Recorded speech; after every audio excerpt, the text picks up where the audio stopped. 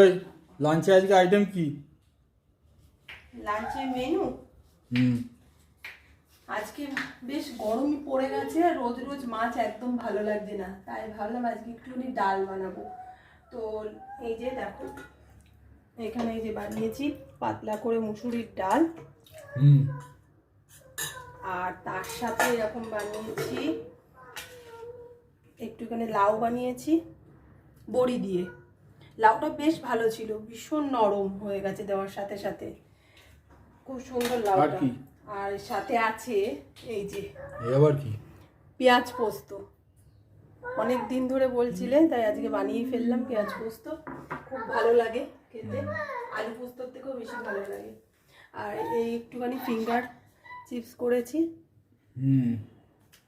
ব্যাস। আর একটু শসা, ভাবলাম একটু শসা এখানে কেটে নিই। এই আছে আজকে লাঞ্চের মেনু।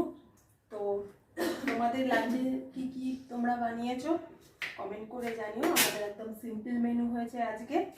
তো গরমে আর রোজ রোজ একদম ভালো লাগছে না খেতে মাছ। তো আজকে এই পর্যন্ত।